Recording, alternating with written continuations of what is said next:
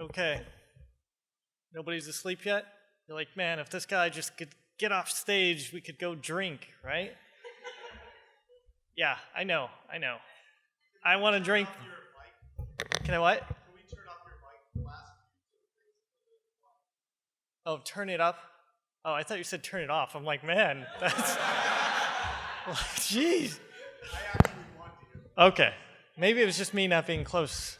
All right. I feel like, yeah, like making out with the mic here. All right. Whew. All right, ROSX, right? Yeah, Morgan kind of explained it, but you've probably been hearing about ROS-I, ROS-M, ROS this, ROS that. These are all like really focused initiatives. And then Earl Robotics really kind of changed it up, and they made HROS, so they showed me up on my presentation. But anyway, okay, so at this late hour, you actually have to do something. You have to participate. So I want to know how many in the audience have heard of ROS Industrial, ROS Military, etc. If you're here like half an hour ago, you heard about ROS Industrial, all right? So I'm not going to actually rehash a lot of that ROS Industrial stuff. That's actually not what I want. Why I wanted to give this talk. So that's actually a good number, and that kind of like illustrates my thought or reasoning that these ROS for X focused initiatives, they're at least important. But why am I giving this talk? Well, first and foremost, I was curious. I wanted to learn about the other kind of ROS for X efforts, right? You know, what are the benefits? What are the detriments to having these focused efforts? And then I wanted to share that with you guys. So really, this was an excuse to get on the phone and talk to some people that are sometimes hard to get a hold of, and then nail them down for like half an hour, and be like, why do you do what you do? So this whole talk is for me, so I could do that. But hopefully you find some value in it as well. I also wanted to promote participation in ROS X efforts. So you're going to hear that a lot from me. But I think it's really important that these focused initiatives have participation from people who are willing to come out and spend a weekend at a developers conference, because I think you guys have a lot to contribute. And I would like to motivate others to start the right kind of ROS X efforts. Clearly I'm biased, but you know, I think these efforts are important, and if you do it the right way, they can be extremely valuable. And also open the lines of communication. So between all of these various focused initiatives within ROS, I don't know that we talk all the time. So this was an opportunity when I'm on the phone with somebody and kind of interviewing them for this presentation to just open the lines of communication. So there's about 50% for me, 50% for you. That's pretty good.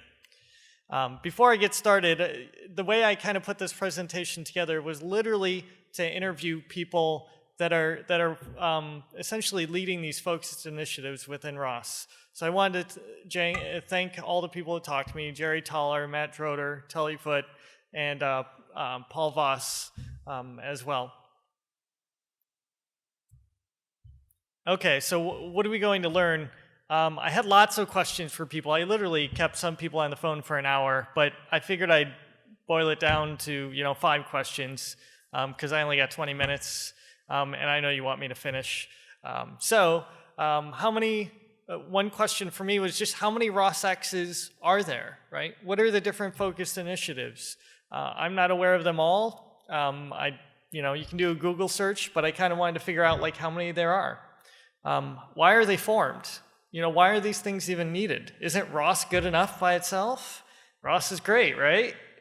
Why are we forming them? How are they formed? ROS Industrial has a certain structure, but does that structure work for everybody? Are there more ad hoc structures? What are the benefits of those structures? How to participate in them? Again, I want to know how these focused initiatives are engaging the community, right? That's important, right? We're all here because of the community. And I also wanted to take an honest look. Like, are these efforts good for ROS? You know, I was really excited that I'd get Tully on the phone and be like, hey man, I've been doing this for 5 years. Do you think it's cool, or does it irritate you? You know, and get an honest answer, hopefully. I'm sure he'd use kinder words, but, you know. Okay. So, I did, you know, searching on the internet. I talked to a bunch of people, and I came away that there's really 4 ROS X's that kind of exist today. So these are the ones I found. By the way, if you know of some other effort that I haven't found, feel free to get up and show me up and ask a question. But then I want to talk to you because I want to learn more about it. So there's ROS Industrial. No need to belabor that point. Mirko did a great job of introducing what it is and why we do it. Another one you may not be familiar with because I searched on the internet and found all of one presentation that talked about it, but it's actually a pretty significant effort, is ROS Military, or ROS-M. And this is a US DoD funded effort to create certified modules for autonomous vehicle applications. You can imagine if you're going to put ROS on a Humvee, you want to know that whatever specific version of ROS and ROS packages are on that Humvee are certified to some standard, right? At least enough that you don't want to stand in front of it and put your life on the line hoping it stops. As you might have guessed, in order to kind of create this certified version of ROS, you'd kind of have to tag the various packages that you'd have. But you also have to deal with the fact that some things are open source and some things are closed source. So, you know, ROS Military, as part of its goals, is to manage both, you know, proprietary and, you know, open source software kind of in the same common repo. And then finally, another goal is just to create a software and hardware stack, essentially. So software stack and a hardware platform that can be easily utilized by others doing kind of US DoD defense applications. Beyond that, there's ROS Agriculture, which is one of the newest of the initiatives that I kind of found. Really, its initial goal is just to create a meta package of ROS, essentially, that includes things that are going to be useful for agriculture. You know, maybe a drone application that will fly over your crops and figure out how many weeds that you've got or what your yield is or something like that. When I think about this one, actually, I'm really excited because everybody farms. This entire world farms. I think about ROS Industrial. Not everybody has an industrial robot. I mean, I do, but you know, not everybody else does.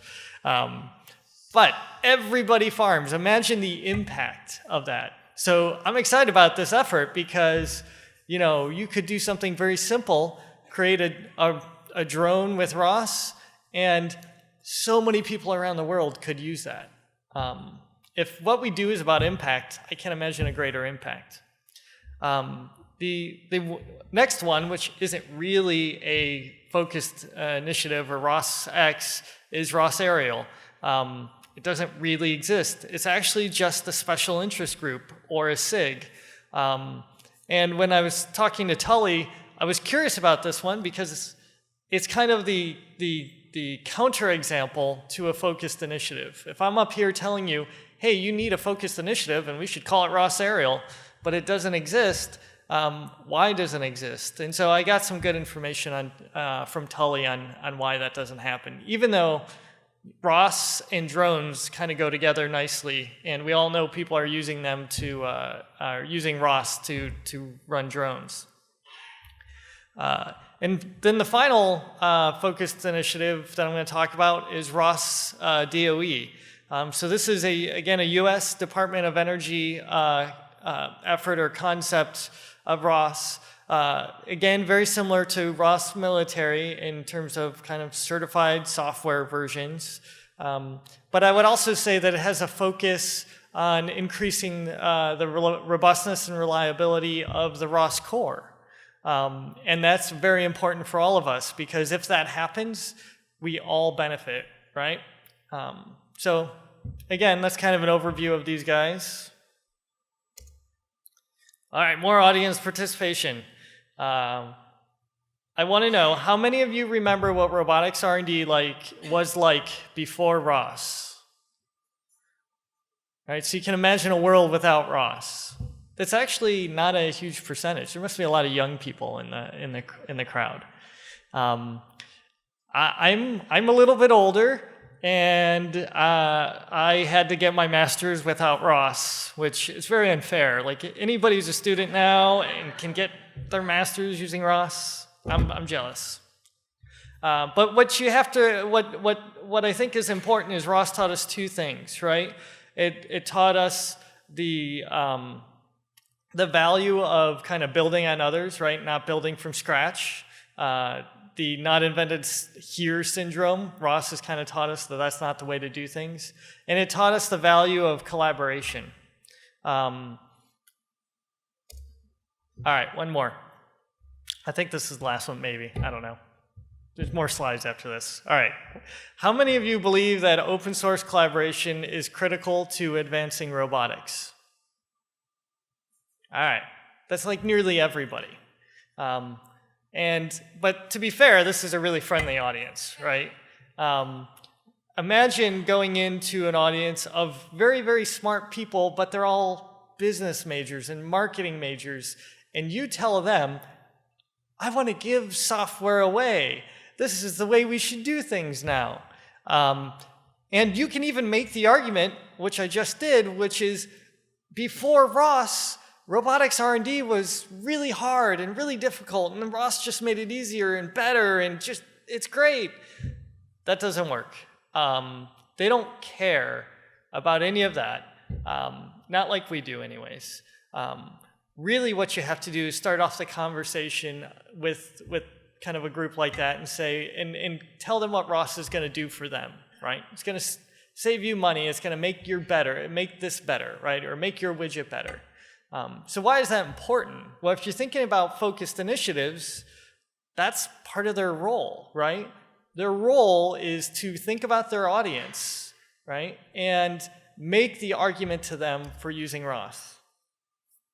So, you know, the other question I was trying to answer is, why are they formed, right? So it's promotional, right? You have to speak to your audience. You know, ROS Industrial has to talk to an industrial audience. ROS Military has to talk to a military audience. You talk to those people completely differently. And so if you're selling them on ROS, you have to do it differently. You also want to build a community. I thought this was interesting because in the industrial space, there really isn't a community. It was like every man for himself. In the military space, they compete a lot, but they don't build each other up, right? They don't have this community. And so this is actually very important for some of these focused initiatives. I would also say the opposite is true, kind of. So when you think about ROS Aerial, why doesn't that exist? When I asked Tully, hey, why don't you have a ROS Aerial? There's so many drones. I can't believe there aren't people interested in this. He basically said, well, they didn't need it, right? It was good enough to be a SIG because there's already a community of people behind it. The message that drones are going to save the world has already been kind of, shouted to the heavens. So they didn't need any of that promotion, right? So that's kind of why ROS Aerial never became anything more than a special interest group. Also, there's technical reasons that a focused initiative might be organized. One is just to create capabilities that are very specific to whatever that's going after. So in the case of ROS Industrial, we created capabilities that were specific to industrial robotics. Canned applications. It's one thing for all of us to sit in this room and look at some demos or look at something that somebody's doing on maybe one of those Intel robots, and then for us to imagine it being done on another robot, right? Because we all understand that's the power of ROS. But outside of this room, nobody understands that. They only understand that if you showed a demo on this piece of hardware, it will only ever work on that hardware, and it never will work anywhere else. So it's very important from a technical standpoint to demonstrate technologies on things that are relevant and matter to these kind of market segments. And then finally, you may just be addressing a large customer need. So this is, again, the ROS military and ROS DOE efforts. Has a couple of big customers, right? And they need a technical solution, and so we want to give them something that's focused on that. So how are they formed? In talking to all the people I interviewed, and just talking to people in generally, these focused initiatives are never formed by anybody who's in management or leadership, right? There's never a manager that comes down to his engineers and said, "Man, I heard about this ROS thing, and I really think we should lead a focused initiative, on ROS for shelf stocking," right? That never happens. It's because those people aren't plugged into this community, and they don't understand the power and the value of it. So really, these initiatives, they're all formed by people like us in this room.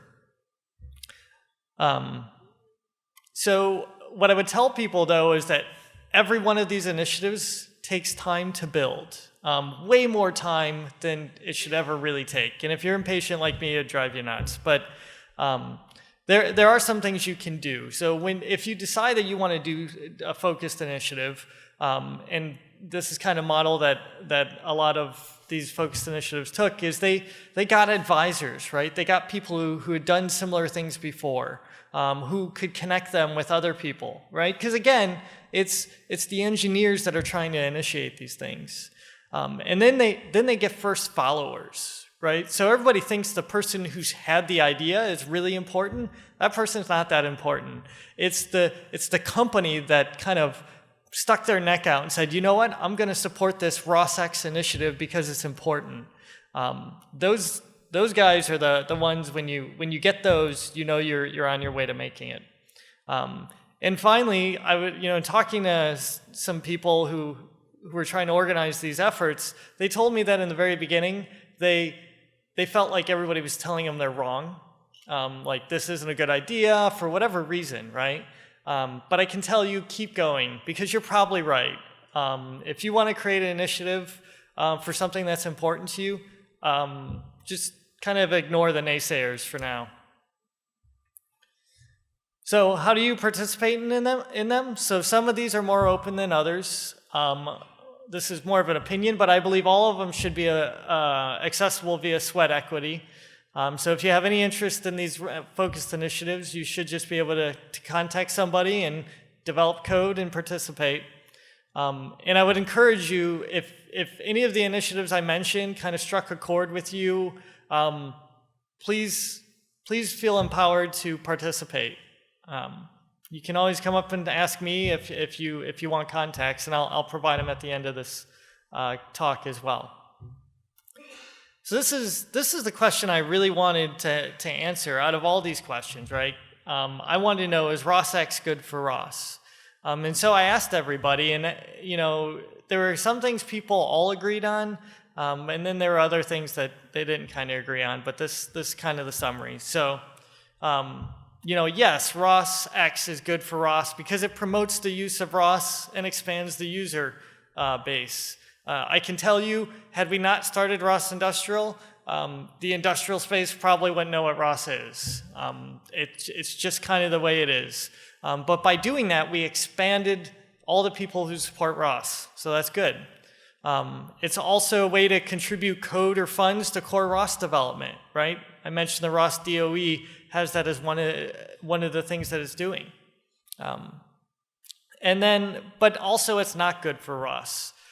So there's very high potential for forking and fragmentation. Hands down, this is what everybody said. They're like, whatever we do, we can't fork ROS. And honestly, we're not a big enough community that we can do that, right? ROS has to stay at its core, consistent among all of these efforts. And we have to make sure that, we as a community ensure that that happens. So another way ROSX is not good for ROS is it degrades the ROS brand. You know how many people come up to me and they say, ROS Industrial, that's way better than ROS. I want to use ROS Industrial. I feel awful because I think that we've taken something away. We build right on top of ROS, right? It's in our name. But people don't see it that way because they see it as something different. And you got to kind of just communicate that appropriately. That's not something we want to do. And it can take resources away from OSRF, right? We all appreciate what OSRF does for us. If we create these focused initiatives, we could pull resources away from them. So in conclusion, I'd say ROSX is good for ROS, and that we need to just communicate to avoid fragmentation. I've suggested to Tully, actually, that maybe at ROSCon we have a meeting of all the different focused initiatives and just make sure everybody knows what's going on so we don't fragment. Should there be more ROSX? Maybe. Does it feel a promotional need or is there a technical lead, right? If it doesn't feel a promotional need, then don't create a focused initiative. Do what the ROS Aerial guys did, right? Because that's kind of lower maintenance and it can work well. The potential of ROSX, or potential ROSXs that I see coming up is automotive. I know there are automotive guys in the room. Believe it or not, you all think this is a great idea, you just won't tell each other. So I'm telling each other for you now. And Jerry Toller, wherever he is, he's going to lead a meeting of you guys. So go talk to him and tell him you're interested in at least meeting, because I think this is something that's long overdue. ROS Logistics brought up the Amazon Picking Challenge. There's also a RoboCup Logistics contest that's going on. Imagine how much better these contests would be if some of the software that they have to recreate, every team has to recreate, was just there. So anybody in the logistics space, come see me if you think that's interesting. And here are the websites and points of contact for the various ROS projects that I talked about. Please reach out to these guys. Any questions?